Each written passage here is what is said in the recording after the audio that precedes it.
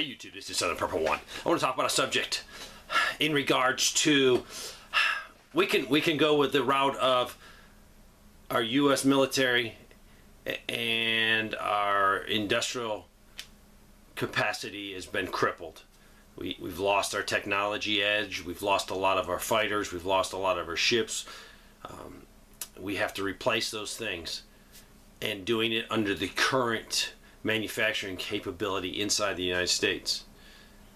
Now let's throw in some of the facilities being already destroyed in the conflict. And to be honest with you, we don't have a lot of manufacturing in this country. And let's think this through. Maybe it was an EMP attack, it doesn't matter. But we're stuck with the capacity we have now, but even worse. Could we rebuild and fight an extended conflict?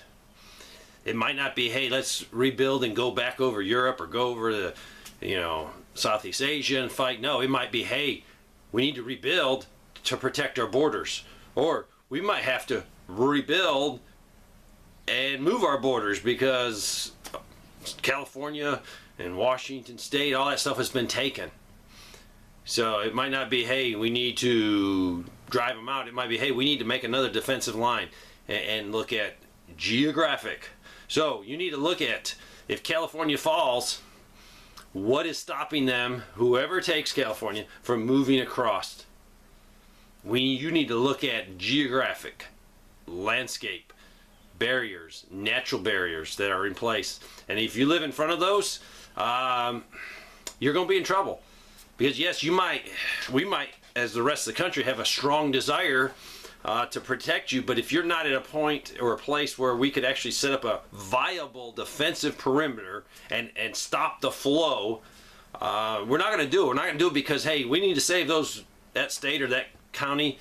If you look at it militarily and not with your heart, it's like, nope, this is where we're going to have to try to make another border, and everyone on that side is in enemy territory. That's a possibility. But getting back to the ability to manufacture. Now, Raytheon said they're having problems getting some components for the Stingers. I can see that. I can see lots of problems with lots of our sophisticated equipment trying to get repair parts or to rebuild them. Under that circumstance, we're not going to be able to build that level of technology into our fighter jets, into our tanks. It's impossible. Even some of our munitions are very complicated. So we need to go back to World War II. Now, our country produced so much during World War II because we had a manufacturing base. We don't have that. We probably have maybe 5% of that. And I'm just coming up with that off the top of my head. If someone knows the exact figures of our capacity at the end of World War II compared to our capacity now, I bet you it's 5–10%. Because everything was geared to manufacturing war materials and tanks, fighter jets, and all those things were definitely, the technology back then was very low. Could we, as a country, produce World War II style equipment? You might say, Dave, well, the other people that we're fighting against might have the top of the line fighters. They might, or they could be in the same situation we are in. Would you rather have 20 World War II fighter jets or none? I'd rather have 20. If you study Syria and the conflict there, still having there, I guess, Assad dropped over 82,000 barrel bombs. And it's what it is. It's a barrel bomb. Very crude device, but it doesn't really matter when it blows up. You can't tell if it's a high-tech weapon when it blows up in your lap or a barrel bomb. It still blows up in your lap and you're dead.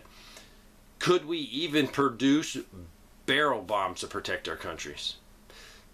Could we modify planes that they would just have bomb doors that open up and just develop gravity bombs? Not the sophisticated things that we have today. They can go wherever they want to go and hit the target. Do we have the manufacturing capacity to build good old gravity bombs? First, we need the supplies. Then we need the manpower. I'll tell you what, most of the people I know are getting up in age, are brilliant. They can do things that Normal kids can't do. Now, normal kids can get on a computer and they can program, they can do all kinds of crazy things. I understand that. But if you needed something made with a lathe and a mill, if you needed something designed, if you need to take raw materials and make something with your hands, physically do it, we're way behind. We don't have the skilled personnel, because every time an older person dies, think of the people that used to work on the railroad. They're passed away. Now it's all computerized. Look at all the machinists today. They operate with computers. Everything is a computer program entered into their machine, and bzz, bzz, bzz, everything is done. If we had to go old school, drill presses, manual mills, manual lathes, where you have to do everything, every adjustment has to be made by you, those people are disappearing. The actual equipment is disappearing. People aren't using that type of equipment. So do we even have the capacity? A lot of mill ends, drill bits, all that stuff used is made in Germany. A lot of good stuff comes out of Germany. So if we don't have access to drill bits, do we have a place where we can manufacture drill bits? Because you're going to need a lot of drill bits if you're going to manufacture even crude World War II weapons. Some of you might say, Dave, why are you even talking about this? Because it's a possibility. If you look at the supply chain issues, if China cuts us off and the world cuts us off, we're done. If we don't win a war immediately, and I'm taking the nuke card out of it, the nuke card will come in quickly. If we lose our manufacturing, can't make any more war equipment, and we use it all up, and we're threatened, what else do you have? You have the nuke card, and that's what's scary. Without the capacity to make more conventional weapons, our leaders will be more inclined to have to push a button to protect our sovereignty. Do we even have 82,000 barrels? We do. The country's full of barrels. But are they in the right location? Could they be moved? And I'm not talking barrel bombs for a criminal activity. I'm talking barrel bombs for preserving our sovereignty in our country. Do we even have a nation that would be united? Or do we have the left and the right, and maybe the left won't help? Maybe the right won't help. Do we even have the ability to unite each other over a common enemy? Or would that common enemy be attractive to one of the two sides? A lot of questions. Do we have manufacturing capacity? Do we even have the supplies, the raw materials to use in manufacturing? Do we have the manpower that knows how to use cruder construction methods and make just things on the World War II level? I don't think we do. I don't think we could get united. I don't think we have the raw materials. It would be a huge program just to have everyone turn in their scrap metal, so we could turn that into new metal. And forget about the technology level, all the computer chips, guided missiles. I would be just praying that we could make gravity bombs. We could modify planes. What do you think? Has SP1 lost his mind?